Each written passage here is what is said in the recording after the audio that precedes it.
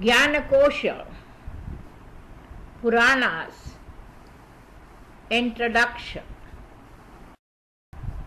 सर्गश्च प्रतिसर्गश्च वंशो मन्वन्तराणि च वंशानुचरितं चैव पुराणं पञ्चलक्षणम्. The Puranas. Lord Maharshana now gave the sages a list of the 18 Mahapuranas. In the beginning there was only one Purana. The sage Vedavyasa divided this original Purana into 18 Mahapuranas. The Mahapuranas have 4 lakh shlokas altogether, and their names are as follows. The Brahma Purana. This was originally recited by Brahma to the sage Marichi and has 13,000 slokas. This text should be donated on a full moon night, Purnima, in the month of Vaisakha. Just a donation brings undying punya. The Padma Purana. This was 55,000 slokas and should be donated in the month of Jyeshtha. The Vishnu Purana. This was first recited by the sage Parashara and has 23,000 shlokas. It is auspicious to donate this text in the month of Ashada. The Vayu Purana. This has 24,000 shlokas and was first recited by the winged god Vayu. It should be donated in the month of Shravan. The Bhagavata Purana. This has 18,000 shlokas and should be donated in the month of Bhadra, on the night of the full moon. The Narada Purana. This was first recited by the sage Narada and has 25,000 shlokas. It should be donated on the night of the new moon in the month of Ashwina. The Markandeya Purana. This has 9,000 shlokas. A person desirous of obtaining punya should donate this text in month of Margashira. The Agni Purana. This was first recited by the fire god Agni to the sage Vasistha. It has 16,000 shlokas and should be donated in the month of Margashira. The Bhavishya Purana. Brahma himself was the first reciter of this Purana and it has 14,500 shlokas. It is primarily concerned with what is due to happen in the future. The text should be donated on the occasion of Purnima in the month of Pausha. The Brahma Vaivarata Purana. This was first recited by Savarani Manu to the sage Narada. It has 18,000 shlokas and should be donated on Purnima in the month of Magha. The Linga Purana. Brahma recited this first and it has 11,000 shlokas. Punya is acquired if this text is donated in the month of Falguna. The Varaha Purana. The great Vishnu first recited this to the earth. It has 24,000 shlokas and is to be donated in the month of Chaitra. The Skanda Purana. This was composed by the god Skanda or Kartikeya. It has 81,000 shlokas and one desirous of punya donates the text in the month of Chaitra. The Vamana Purana. Brahma was the first person to recite this. It has 10,000 shlokas and the text should be donated in early autumn, Sharat. The Kurma Purana. Vishnu recited this in his form of a turtle. It has 18,000 shlokas and should be donated at the time of the equinoxes. The Matsya Purana. Vishnu recited this in his form of a fish to Manu. It has 14,000 shlokas and should be donated at the time of equinoxes. The Garuda Purana. Krishna was the first person to recite this and it has 18,000 shlokas. The Brahmanda Purana. Brahma recited this and it has 12,200 shlokas. But these Puranas, as stated, are merely for human consumption. Much longer version are read by the gods. The total number of shlokas in the Purana that the gods read is 100 crores. Tripura. There was a Danva named Maya Just as Vishwakarma was the architect of the god, Maya was the architect of the demons. When the demons were defeated by the gods, Maya started to perform very difficult tapasya so that the gods might be defeated. Maya's meditation inspired two other demons to also to meditate. Their names were Vidyurmali and Taraka. The meditation was so difficult that the world marveled at the sight of what the demons were doing. Finally, Brahma was pleased at all the effort and appeared before the demons. I am pleased with what you have done, said Brahma. What boon do you want? We have been defeated by the gods, replied Maya. We wish to build a fort that the gods will not be able to destroy. The fort will be named Tripura, and we will live in it and become immortal. Immortality is a boon that cannot be granted, said Brahma. If you want, set fairly difficult conditions for your death. Very well, then, replied Maya. We will be killed only if Shiva himself destroys Tripura with a single arrow. Let that be the appointed method of our death. This boon Brahma granted, and Maya began the task of constructing the fort. In fact, he built 3 fortresses. One was made of iron, the second was silver, and the third of gold. Normally, the fortresses were distinct, but once every 1,000 years, when the nakshatra Pushya was in the sky, the 3 cities came together in the sky and were called Tripura. Each of the fortresses was stocked with diverse weapons as protections against raids by the gods. Taraka lived in the fort made of iron, Vidyunmali in the one made of silver, and Maya himself lived in the one that was made of gold. The other demons got to know that 3 invincible forts have been built. They came and populated the 3 cities. But the demons were not evil at all. They observed all sorts of religious rites. In particular, they were devoted to Shiva and prayed to him all the time. They did not want Shiva to be angry with them. It was, after all, Shiva alone who could be the instrument for their destruction. But eventually, the demons became intoxicated with their own power and came upon evil ways. They warred upon other living beings and started to oppress the universe. Maya did try to persuade them to mend their ways, but the demons would not listen to Maya's good advice. All the living beings in the universe went to Brahma to complain. Please save us from this oppression.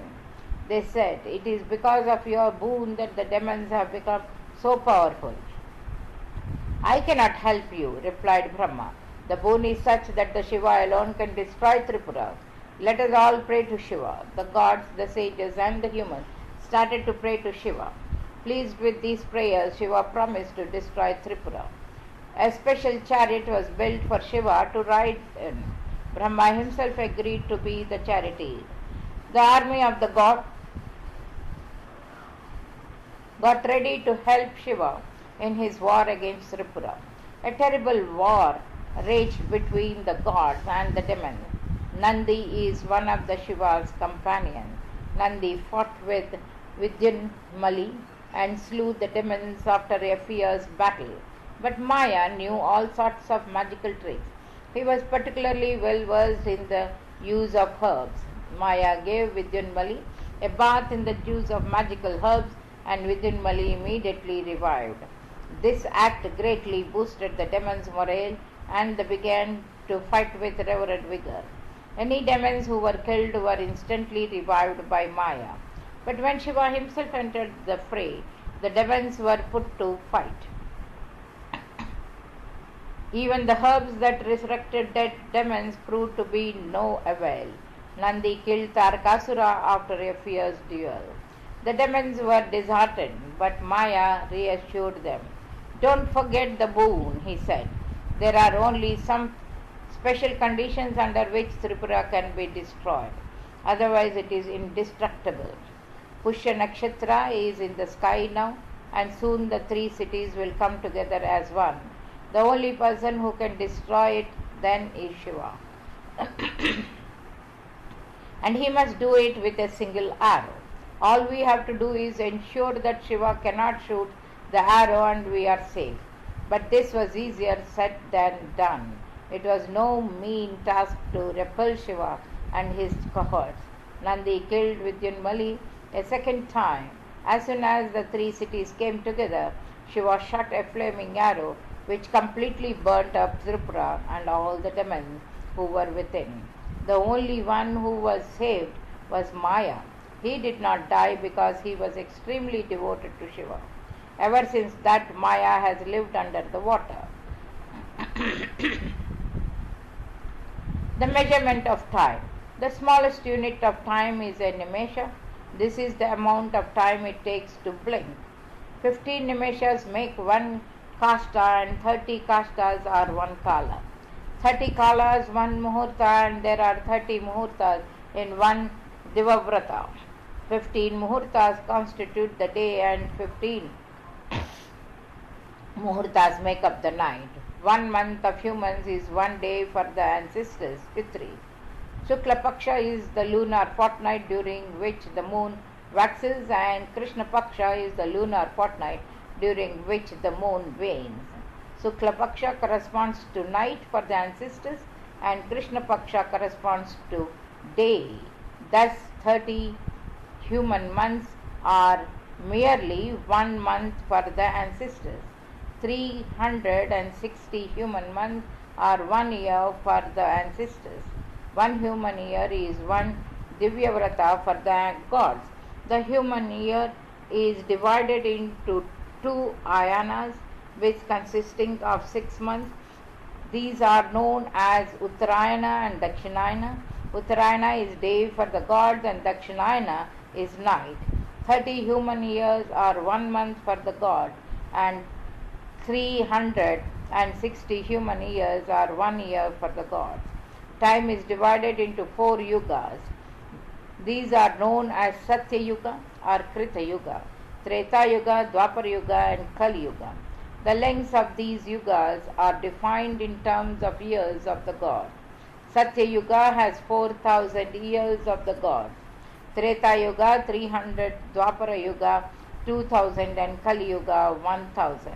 A cycle of Satya Yuga, Treta Yuga, Dwapar Yuga and Kali Yuga is known as a Mahayuga.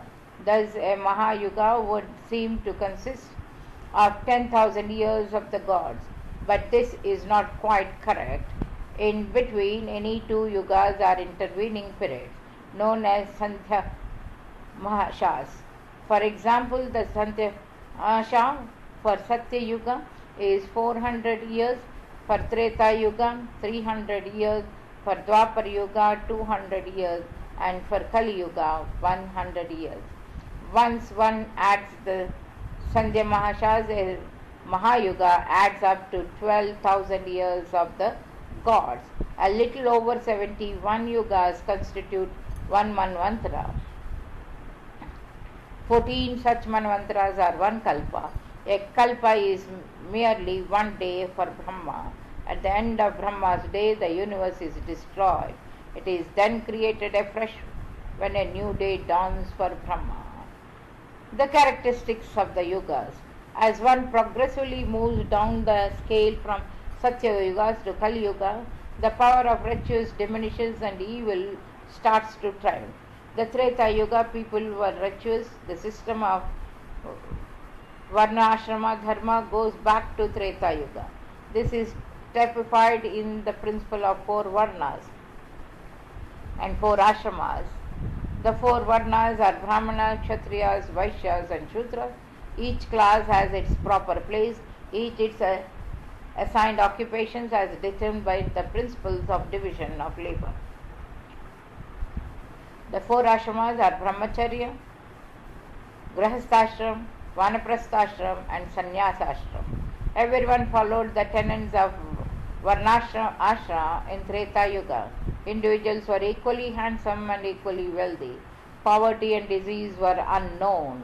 The weather was clement and initially there was no need to build houses. Cities and villages were not known. People lived freely in the mountains and on the shores of the ocean. But as people became evil, the weather turned inclement. Houses had to be built so the people might be protected from the heat and the cold. Cities and villages were planned and constructed. Evil became even more prevalent in Dwapar Yuga. In some cases, individuals began to practice that which was against the dictates of Varnashrama Dharma. To bring men back to the righteous path, the knowledge of the sacred Vedas had to be disseminated amongst humans. To this end, the great Vedavyasa divided the Vedas into four. Various other Shastras were also composed in Dwapar Yuga. These include Ayurveda, Jyotisha, and Ardha Shastra. Hatred, jealousy, warfare, and other evils first originated in Dwapar Yuga. Individuals did not stick to their own classes while marrying, and crossbreeds started to be born. But some remnants of riches could still be found, so that average life expectancies amounted to 2000 years. Kali Yuga is the worst of the four eras. Theft, hatred, falsehood, fraudulence, and egotism become the norm. As a natural corollary to such evils, drought and famine recur again and again. Even the Brahmins are led astray. They do not study the Vedas, nor do they perform yajnas. The Brahmins degenerate so much that they mix with Shudras. As for the Shudras, they become kings. Can anything more ridiculous be imagined? Shudras even start to study the Vedas. Evil always has its effect. Disease becomes rampant and life expectancies go down. Vajranga. Indra had killed many of Diti's children, the Daityas.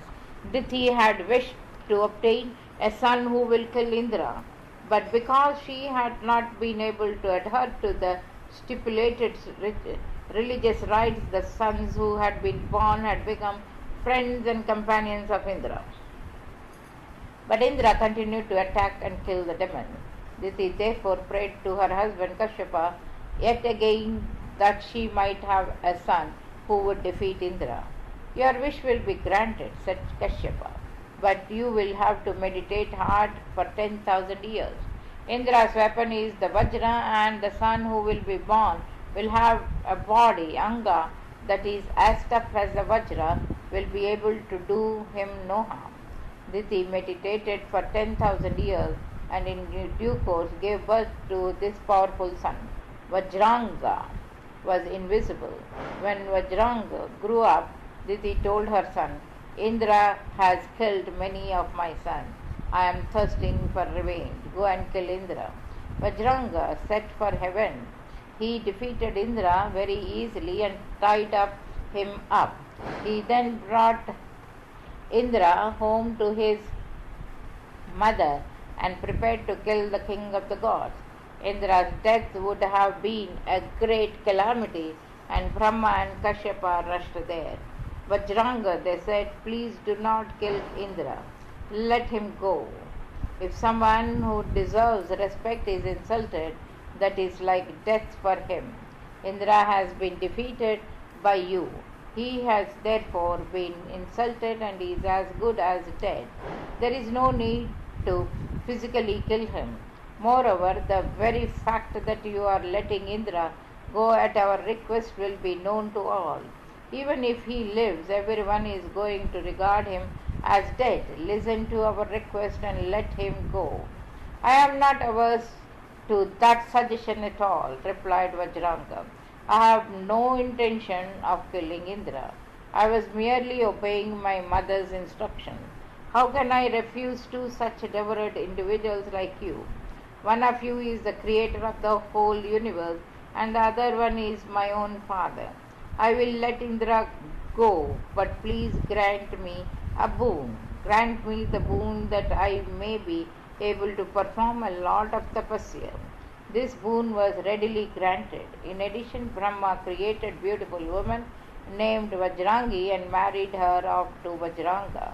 Vajranga went to the forest to meditate. For 1,000 years he stood with his arms raised up towards the sky.